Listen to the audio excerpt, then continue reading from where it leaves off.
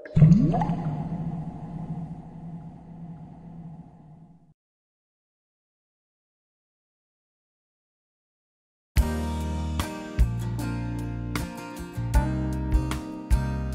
मित्रांनो, वृक्ष लागवड करायचं म्हटलं की आपल्यासमोर नेहमीच प्रश्नांची यादी तयार असते. जसं की ही वृक्ष लागवड नक्की कोणत्या जागेवर करावी, ही वृक्ष लागवड कधी करावी, वृक्ष लागवडीसाठी नक्की कोणत्या प्रकारचे व किती वयाची रोपे वापरावीत, ही वृक्ष नक्की जमिनीत कशी लावायची आणि लावल्यानंतर ह्या वृक्षांची देखभाल नक्की कशी करायची, या प्रश्नांची उत्तरे काय आहेत ते आता आपण टप्प्याटप्प्याने पाहूया. वृक्ष लागवड नक्की कुठे करायची? मित्रांनो, वृक्ष लागवडीसाठी आपण नेहमी चांगल्या व आदर्श जागा शोधत असतो आणि त्या आदर्श जागा म्हणजेच हे आपले पाणलोट उपचार. उदाहरणार्थ CCT, deep CCT, compartment bunding, contour bunding यासारखे. मित्रांनो, आपण या पाणलोट उपचारावर वृक्ष लागवड करू शकतो. ती नक्की कुठे करायची ते आता आपण पाहूया. सुरुवातीला CCT व डीप CCT. मित्रांनो, CCT व डीप CCT वर वृक्ष लागवड करताना तुमच्यासमोर दोन परिस्थिती उद्भवू शकतात. CCT व डीप CCTतून खोदून निघालेली ही माती आहे किंवा मुरुम आहे. जर खोदून निघालेला मुरुम असेल तर अशा मुरुमावर वृक्ष लागवड करणं टाळावं. अशा परिस्थितीत आपण जो CCT किंवा डीप CCT खोदताना बर्म ठेवलेला आहे ना, त्या बर्मवर एक खड्डा खोदा आणि त्या खड्ड्यामध्ये वृक्ष लागवड करावी. किंवा या तालीच्या खालच्या बाजूला खड्डा खोदून त्यामध्येही तुम्ही वृक्ष लागवड करू शकता. आणि जर या CCTतून माती निघाली असेल तर या मातीच्या बनवलेल्या तालीवर आपल्याला वृक्ष लागवड करायची आहे. मित्रांनो, या ठिकाणी एक गोष्ट लक्षात ठेवा. या तालीची उंची जर 1 फूट असेल तर आपल्याला या तालीच्या माथ्यावर वृक्ष लागवड करायची आहे. आणि जर या तालीची उंची 1 फुटापेक्षा जास्त असेल तर मात्र आपल्याला या तालीच्या आतल्या बाजूला आपण जो बर्म ठेवला आहे ना, त्या बर्म पासून 1 फूट उंचीवर तालीच्या उतारावर आपल्याला वृक्ष लागवड करायची आहे. मित्रांनो, असं होऊ शकतं की तुम्ही खोदलेल्या CCT ह्या खूप जुन्या आहेत, म्हणजेच 8-10 वर्षापूर्वीच्या आहेत. अशा वेळी या CCT ह्या पूर्णपणे गाळाने भरलेल्या असतील. अशा वेळी तुम्ही या गाळामध्ये 2-2 मीटर अंतरावर वृक्षाची लागवड करू शकता. वृक्ष लागवडीसाठी आणखी एक उपयुक्त जागा आणि ती म्हणजे तुमच्या शेतबांधावरची वृक्ष लागवड. तुम्ही तुमच्या शेतामध्ये कंपार्टमेंट बंडिंग, कंटूर बंडिंग किंवा ग्रेडेड कंटूर बंडिंग यासारखे उपचार केलेलेच असतील. अशा उपचारावर तुमच्या सोयीनुसार तुम्ही वृक्ष लागवड करावी. आणि ही वृक्ष लागवड आत्ता जशी CCT आणि डीप CCTचं सांगितलं ना, त्याच पद्धतीने 1 फूट उंचीचे बांध असतील तर बांधाच्या माथ्यावर करा आणि 1 फुटापेक्षा जास्त असतील तर जमीन पातळीपासून 1 फूट उंचीवर आतील उतारावर साधारण मध्यावर या वृक्षांची लागवड करावी. मित्रांनो, साधारणपणे एकरी 5 ते 8 वृक्ष लावावीत. या वृक्षामध्ये स्थानिक प्रजातीची त्याचबरोबर फळझाडांचाही समावेश असावा. मित्रांनो, नाल्याच्या काठावरही आपल्याला वृक्षारोपण करता येईल. नाला काठावर सोडलेल्या बर्मवर तसेच नाला काठावर टाकलेल्या मातीच्या तालीवर रोप लागवड करावी. नाला काठाच्या उतारावर तसेच पाणी साठ्यात लागवड करणे टाळावे. नाला काठावर मुरुम असल्यास त्या ठिकाणी 2 बाय 2 फूट आकाराचा खड्डा घेऊन त्यामध्ये सुपीक माती भरून मगच रोपांची लागवड करावी. नाला काठावर बांबूची लागवड करावयाची असल्यास 2 रोपातील व 2 ओळीतील अंतर हे 10 ते 15 फूट ठेवावे. चुनखडयुक्त, चोपण, क्षारपड, पाणथळ, चिबड जमिनीत बांबू लागवड करू नये. मित्रांनो, पाणलोट उपचारावर नक्की कुठे वृक्ष लागवड करायची हे आता आपण पाहिलं. याचबरोबर तुम्ही तुमच्या गावातील पडीक गायरानं, रस्त्याच्या दुतर्फा, मंदिराभोवती, शाळेभोवती, तुमच्या घराच्या भोवती तसेच स्मशानभूमीच्या परिसरातही ही वृक्ष लागवड करू शकता. मित्रांनो, ही वृक्ष लागवड करताना तुम्ही कोणती जात वापरताय, कोणत्या प्रकारचं झाड लावताय व स्थानिक परिस्थितीचा विचार करूनच तुम्ही या 2 झाडातलं अंतर हे 5 ते 10 मीटर ठेवा, जेणेकरून ह्या झाडाला वाढण्यासाठी मुबलक जागा व अन्न मिळेल. आता येऊयात दुसऱ्या प्रश्नाकडे. ही वृक्ष लागवड नक्की केव्हा करावी? तर मित्रांनो, वृक्ष लागवड ही नेहमी पाऊस पडल्यानंतरच करावी. कारण पाऊस पडल्यानंतर जमिनीतील ओलावा वाढतो, त्याचबरोबर वृक्ष लागवडीसाठी पोषक वातावरण तयार होतं. त्यामुळे या झाडांची वाढ ही झपाट्याने होते आणि ही रोपे जगण्याचं प्रमाणही खूपच जास्त असतं. आता वळूयात तिसऱ्या प्रश्नाकडे. वृक्ष लागवडीसाठी नक्की कोणत्या प्रकारची व किती वयाची रोपे वापरावीत? मित्रांनो, वृक्ष लागवडीसाठी स्थानिक प्रजातीचीच रोपे लावावीत. स्थानिक प्रजाती म्हणजे दुसरं तिसरं काही नसून आपल्या गावाच्या परिसरात वर्षानुवर्ष पूर्वीपासून वाढणारी जी झाडं आहेत ती म्हणजेच आपल्या स्थानिक प्रजाती. ही झाडे स्थानिक प्रजातीची असल्यामुळे ती या वातावरणाशी अतिशय सहजतेने जुळवून घेतात.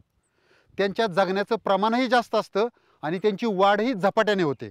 आता तुम्ही म्हणाल की स्थानिक प्रजाती तर भरपूर प्रकारच्या आहेत, नक्की कोणत्या ठिकाणी कुठली झाडं लावायची? तर मित्रांनो, ही फिल्म संपताना कोणत्या ठिकाणी कोणती झाडे लावायची याबाबतची सविस्तर यादी आम्ही तुम्हाला दाखवणार आहोत. ती अवश्य पहा. मित्रांनो, अशा प्रकारे तुम्ही तुमच्या गावाच्या संपूर्ण परिसरात स्थानिक प्रजातींची लागवड केली तर काय होईल? त्यामुळे ॲटोमॅटिक पक्षी येतील, तुमच्या झाडावरती घरटी करतील, मधमाशा येतील. या मधमाशामुळे पिकांचं उत्पन्न वाढण्यास मदत होईल. पक्ष्यांच्यामुळे पिकावर येणाऱ्या कीड रोग नियंत्रणात राहतील. त्याचबरोबर जी तुम्ही फळझाडे लावलेली आहेत त्या फळझाडापासून मिळणारे उत्पन्न हे शेतकऱ्यांसाठी बोनस असेल. जनावरांसाठी चाराही मिळेल आणि निवाराही होईल. आता पाहूया या वृक्ष लागवडीसाठीच्या रोपांचं वय किती असावं. मित्रांनो, वृक्ष लागवडीसाठी 1 ते 2 वर्ष वयाची रोपे वापरावीत. 1 ते 2 वर्ष वयाच्या रोपांच्या मुळाची वाढ ही अतिशय चांगली झालेली असते. त्यामुळे ती बाहेरच्या वातावरणाशी अतिशय सहजतेने जुळवून घेतात.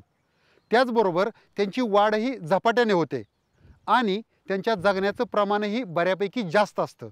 मित्रांनो, लक्षात ठेवा, 1 वर्षापेक्षा कमी वयाची रोपे ही वृक्ष लागवडीसाठी वापरू नका. कारण 1 वर्षापेक्षा कमी वयाच्या रोपांच्या मुळाची वाढ ही पूर्ण झालेली नसते. त्यामुळे ती बाहेरच्या वातावरणात तग धरू शकत नाहीत. यांच्या मरण्याचं प्रमाणही खूपच जास्त असतं. आणि जर ही अशी रोपे आपण शेतात लावली तर त्यांची खूप मोठ्या प्रमाणावर काळजी घ्यावी लागते. मित्रांनो, 2 वर्षापेक्षा जास्त वयाची रोपे लावणंही तुम्ही टाळा. कारण 2 वर्षापेक्षा जास्त वयाच्या रोपाची उंची ही खूप वाढलेली असते, परंतु त्या उंचीच्या प्रमाणात त्याच्या खोडाची जाडी ही खूपच कमी असते. त्यामुळे अशी रोपं जर तुम्ही शेतावर नेऊन लावली तर हवेच्या प्रेशरमुळे किंवा येणाऱ्या वेगवान वाऱ्यामुळे ही झाडे वाकून मोडू शकतात. त्याचबरोबर ही झाडे ही एका छोट्या प्लॅस्टिकच्या पिशवीत तयार केली जातात आणि त्यामुळे त्यांच्या मुळाची वाढ ही पूर्ण झालेली नसते, तर ती एकमेकात गुंतून अशी स्प्रिंगसारखी अडकलेली असतात. यालाच आपण गावाकडच्या भाषेत मुळाची चुंबळ झाली असंही म्हणतो. अशी झाडं जर तुम्ही शेतावर नेऊन लावली आणि त्याला पाणी दिलं तर एकदम थोडा वारा आला तरीही हे झाड उन्मळून पडू शकतं आणि तुमचं मोठ्या प्रमाणावर नुकसान होऊ शकतं. त्या दृष्टिकोनातून अशा प्रकारची 2 वर्षापेक्षा जास्त वयाची रोपं लावणं टाळा. आता वळूयात 4थ्या प्रश्नाकडं. ही रोपे नक्की कशी लावावीत? मित्रांनो, रोपे लावण्यापूर्वी आपल्याला एक खड्डा खोदायचा आहे. या खड्ड्याचं आकारमान किती असावं?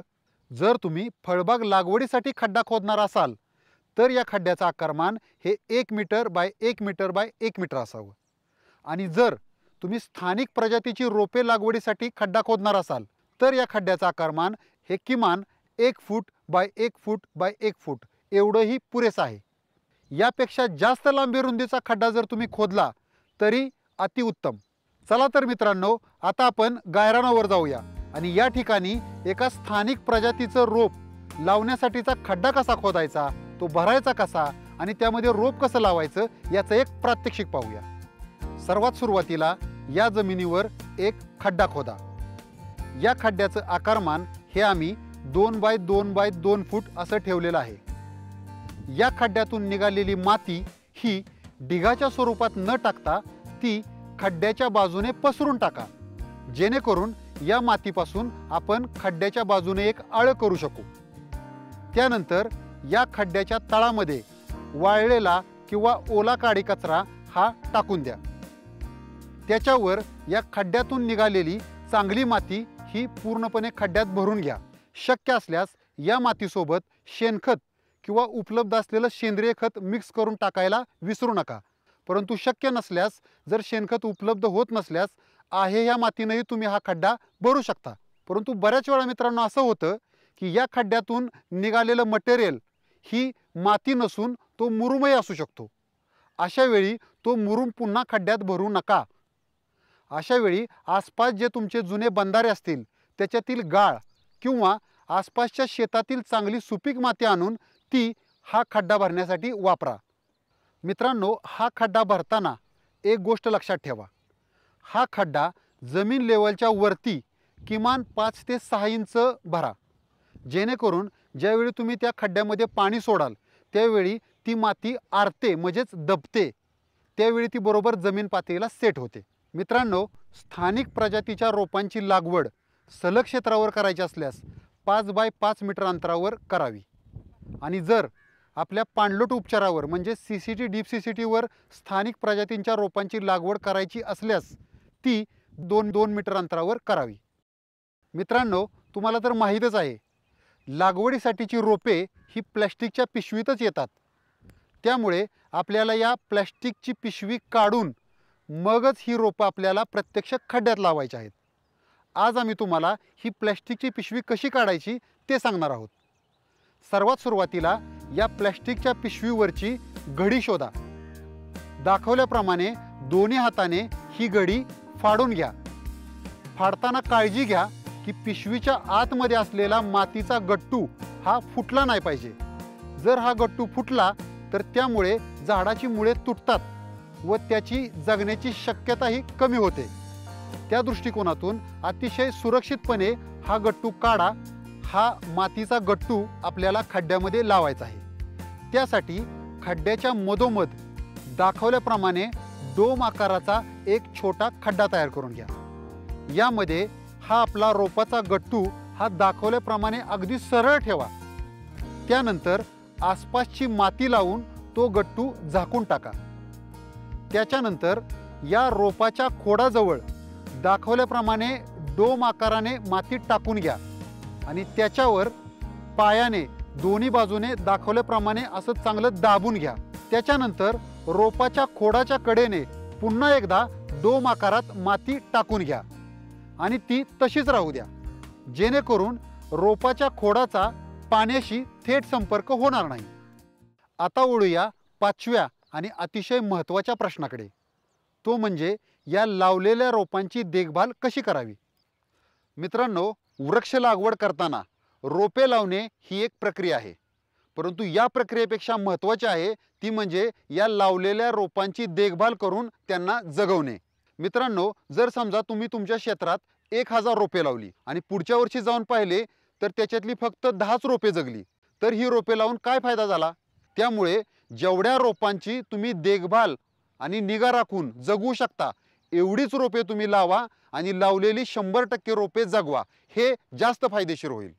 मित्रांनो, ही लावलेली रोपे ही हवेमुळे वाकून मोडू नयेत म्हणून त्यांना आधार देणं गरजेचं आहे. त्यासाठी रोपाच्या खोडापासून 4 इंच अंतरावर 4 ते 5 फूट उंचीची काठी ही दाखवल्याप्रमाणे जमिनीत रोवून घ्या.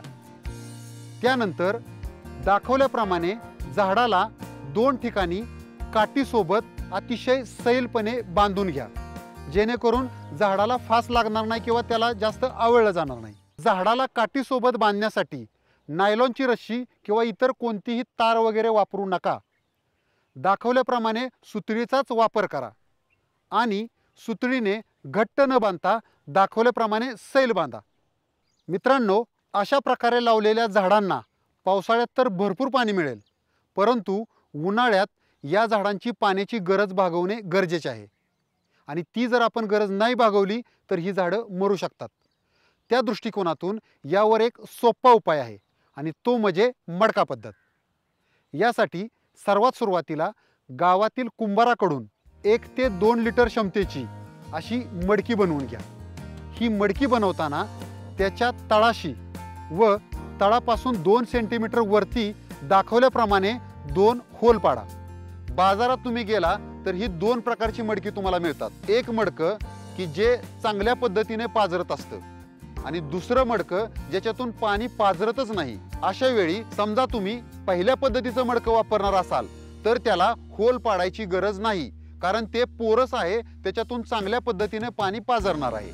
परंतु जर तुम्ही दुसऱ्या पद्धतीचं मडकं वापरणार असाल तर गरजेनुसार त्याला 1 ते 2 होल पाडणं हे गरजेचं आहे. त्यानंतर ही मडकी आपण ज्या ठिकाणी रोप लावलेलं आहे त्या रोपाच्या खोडापासून 6 इंच अंतरावर एक खड्डा घ्या आणि या खड्ड्यामध्ये दाखवल्याप्रमाणे हे मडके ठेवा आणि ते जमीन पातळीपर्यंत व्यवस्थित दाखवल्याप्रमाणे बुजवून घ्या. जर तुम्ही प्रति झाड एक मडकं वापरणार असाल तर झाडाच्या कोणत्याही एका बाजूला 6 इंच अंतरावर हे मडकं तुम्ही लावू शकता. परंतु जर तुम्ही प्रति झाड 2 मडके वापरणार असाल तर अशा वेळी झाडाच्या दोन्ही बाजूला ही मडकी लावायची आहेत. CCT व डीप CCTच्या बाबतीत जर तुम्ही हे झाड तालीच्या उतारावर लावलेलं असेल तर मात्र हे मडकं हे झाडाच्या वरच्या बाजूला म्हणजेच दाखवल्याप्रमाणे या ठिकाणी खड्डा घ्यायचा आहे आणि तिथं हे मडकं बुजवायचं आहे. एकदा का झाडाच्या बाजूला मडकी फिट केली त्यानंतर त्या मडक्यामध्ये पाणी ओता. पाणी ओतल्यानंतर मडक्याच्या तोंडावर दाखवल्याप्रमाणे हलका व सपाट दगड ठेवून त्याचं तोंड झाकून घ्या, जेणेकरून आपण ओतलेल्या पाण्याचं बाष्पीभवन होणार नाही. भविष्यात झाडाच्या गरजेनुसार व मडक्याच्या क्षमतेनुसार 1 महिन्यातून 1 ते 2 वेळा ही मडकी भरावीत. ही मडकी ठिबक सिंचनाचं काम करतात, म्हणजेच या झाडाला गरजेनुसार थेंबा थेंबाच्या रूपाने पाणी उपलब्ध करून देतात. त्यामुळे झाडाच्या बुडक्यातील माती ही वापशावर राहते व झाडाची वाढ झपाट्याने होते. मित्रांनो, आपण लावलेल्या रोपांचं पाळीव जनावरांपासून संरक्षण करणंही खूप गरजेचं आहे. यासाठी आपल्याला आपल्या रोपाच्या कडेनं एक छोटं कुंपण करायचं आहे. यालाच ट्री गार्ड असेही म्हणतात. हे ट्री गार्ड बाजारात विकतही मिळतं, परंतु ते खूपच खर्चिक आणि महाग असतं. त्या दृष्टिकोनातून शेतातल्या शेतात ही ट्री गार्ड कशी करायची हे आता आम्ही तुम्हाला दाखवणार आहोत. मित्रांनो, अजिंक्य तारा श्रमदान ग्रुप सातारा हे ट्री गार्ड कसं बनवायचं हे आपण त्यांच्याकडून शिकूया. सर्वात सुरुवातीला 5 फूट लांबीच्या 3 बांबूच्या काठ्या, 2.5 फूट लांबीच्या बांबूच्या छोट्या 9 काठ्या घ्या. त्यानंतर या 2 मोठ्या बांबूच्या काठ्या ह्या दाखवल्याप्रमाणे जमिनीवर जवळजवळ ठेवा. या 2 बांबूच्या काठ्या ह्या 2.5 फूट लांबीच्या छोट्या बांबूच्या काट्यानं दाखवल्याप्रमाणे जोडून घ्या आणि शिडीसारखा आकार तयार करा. त्यानंतर उर्वरित 3री काठी ही 2 बांबूंना त्रिकोणाकृतीत ठेवून दाखवल्याप्रमाणे ती काठीही त्या 2 काठ्यांशी जोडून घ्या.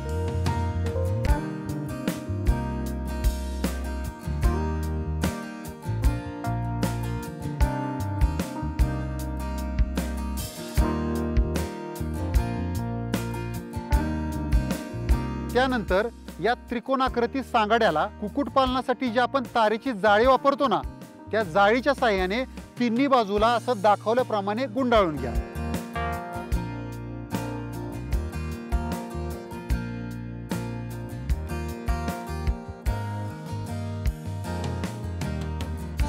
आणि जर तुमच्याकडं ही कुक्कुटपालनाची तारेची जाळी उपलब्ध नसेल, अशा वेळी तुमच्या घरात उपलब्ध असलेलं साडीचं, धोतराचं किंवा इतर कोणतंही कापड तुम्ही याला गुंडाळण्यासाठी वापरू शकता.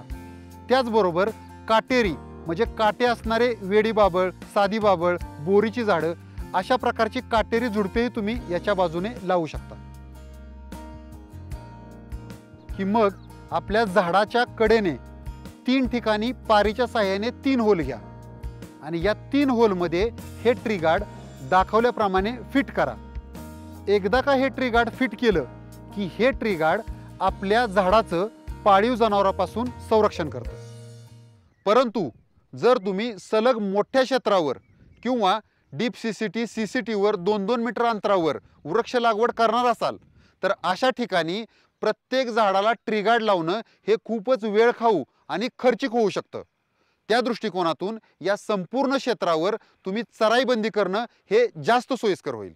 चराईबंदीसाठी जर संपूर्ण गाव तयार झालं तर अतिउत्तम, परंतु जर काही अडचणी असतील तर त्याच्यात अतिरिक्त सुरक्षा म्हणून तुम्ही या संपूर्ण क्षेत्राच्या कडेने 2 मीटर रुंदीचा 2 मीटर खोलीचा असा एक चर खोदा, ज्यामुळे पाळीव जनावरं ही आत येऊ शकणार नाहीत आणि आपोआपच चराईबंदी होईल.